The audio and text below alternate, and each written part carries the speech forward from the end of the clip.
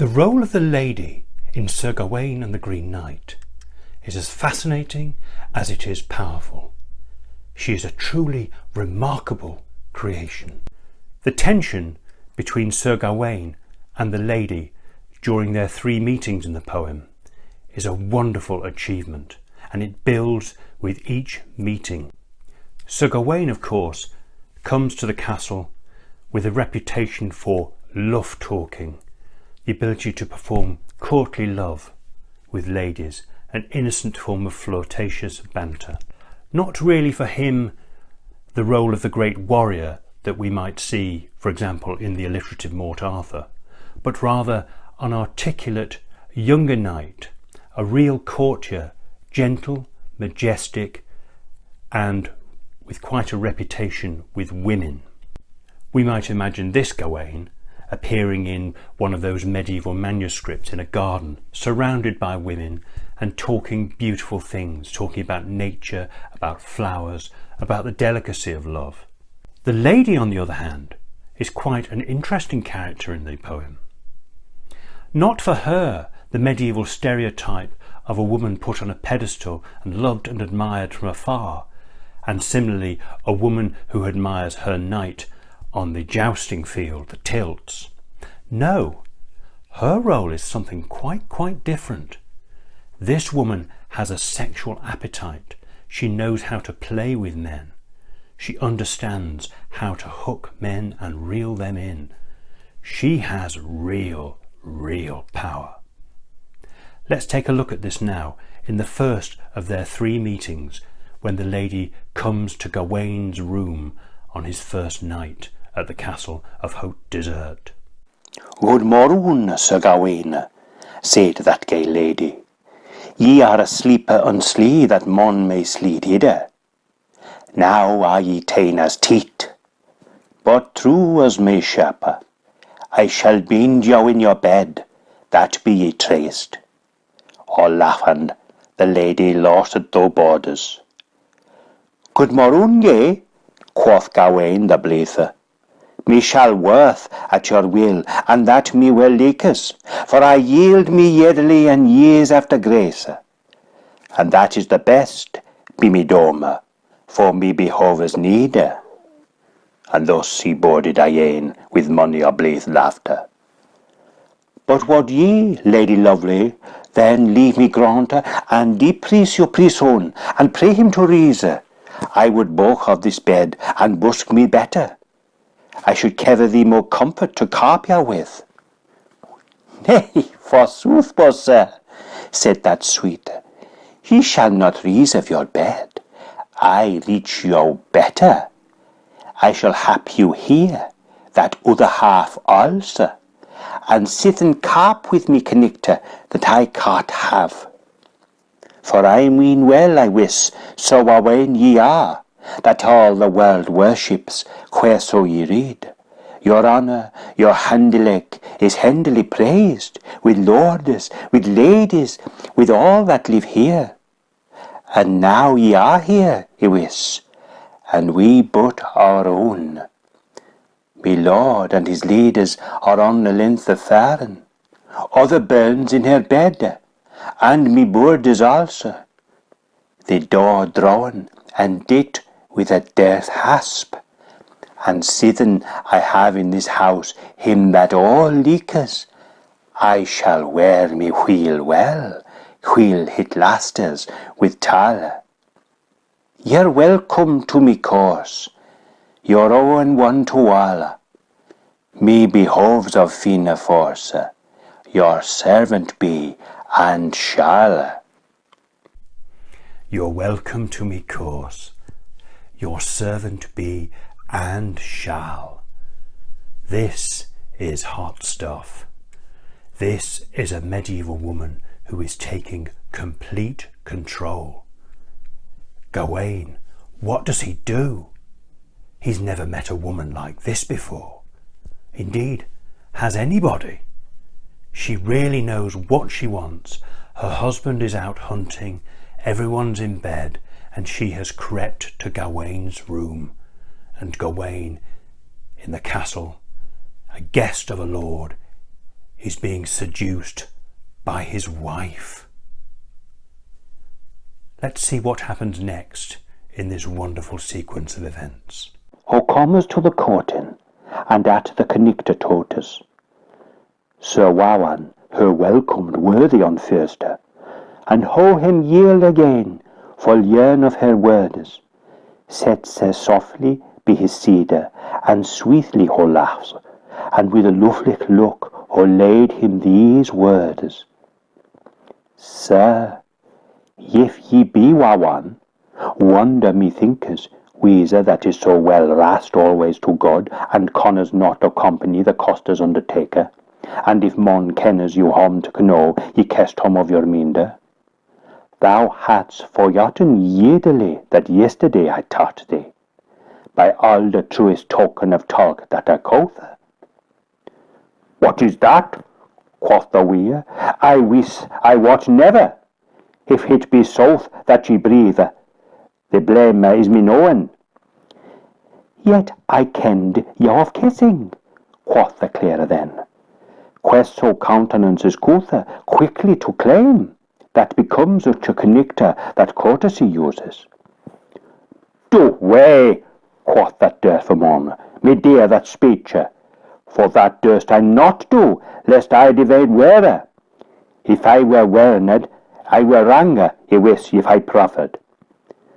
Me fay, quoth the merry wife, you may not be werned. Ye are stiff enough to constrain with strength, if you like us, if any were so villainous that thou devave a wolder. Ye be God, quoth Gawain, good is your speech, but threat is unprivand in theed there I launder, and such gift that is given not with good will. I am at your commandment to kiss when you like us. Ye may latch a queen you list, and leave a queen you thinkers in space. The lady looters adown, and comely kisses his face. Much speech they there espoun, of drurious grim and grace. The lady loots adown, and comely kisses his face. She is so close to him, you can almost smell her breath as she approaches. This woman, this creation of the poet, is quite startling. In this room, curtained about in his bed, she sneaks in. It's astonishingly powerful. The way the poet has observed women, or the way he writes about women, is really quite interesting. What is going on here?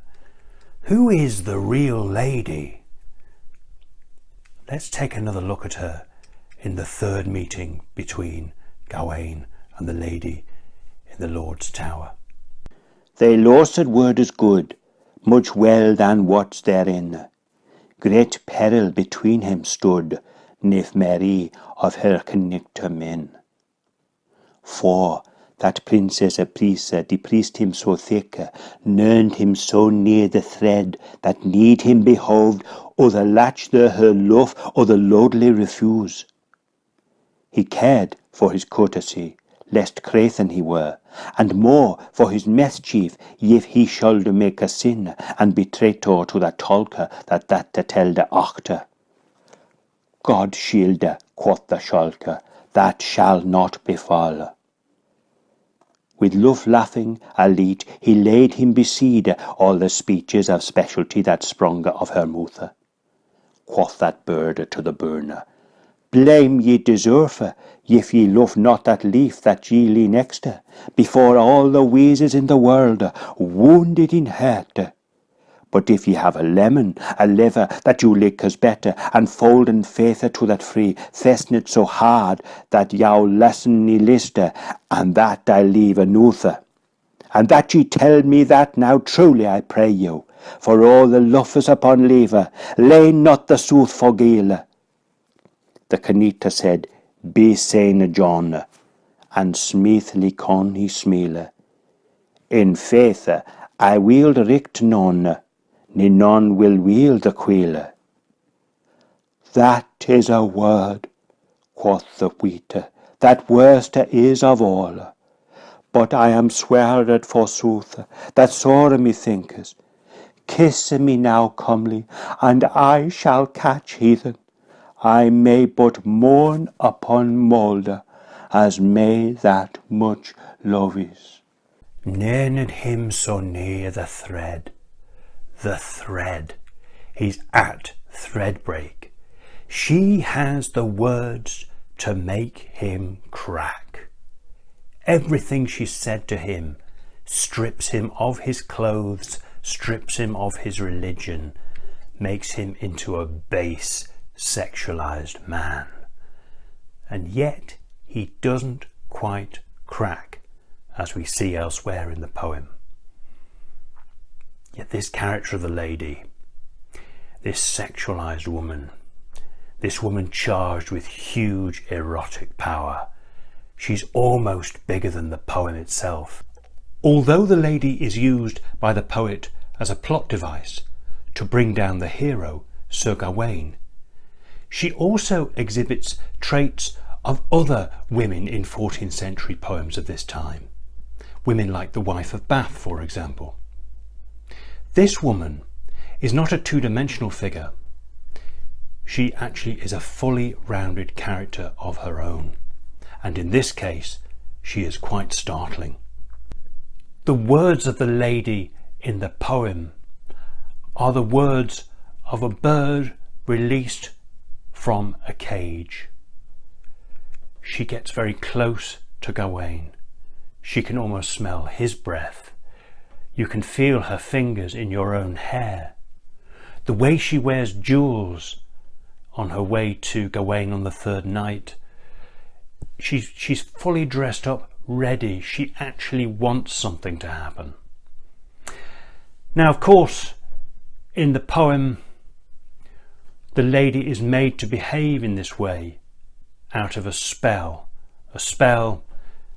cast by Morgan Le Fay via her husband. So the lady is there to trick Gawain and shatter the chivalric ideal. But we know from medieval history, particularly in Gascony in the latter part of the 14th century, that there's a certain licentiousness at court. Women and men were in some ways sexually much freer than perhaps in England. And equally, we know that women such as Joan of Kent, the wife of the Black Prince, were shown in later years as having a sexual reputation. This is interesting, I think. I think there's more to women in medieval courtly society than we might imagine. And though we might see poems such as Sir Gawain and the Green Knight as fitting into a generic mould of the story writers of that time, we must also see that whenever anything is written down, anywhere at any time in history, it is not just a statement of a story, it is a reflection of things observed. I hope you've enjoyed this brief film.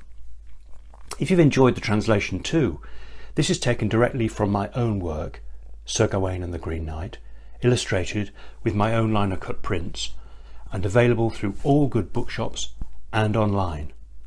You can also obtain it signed and dedicated through my own website, www.mythicalbritain.co.uk. Thanks so much for watching.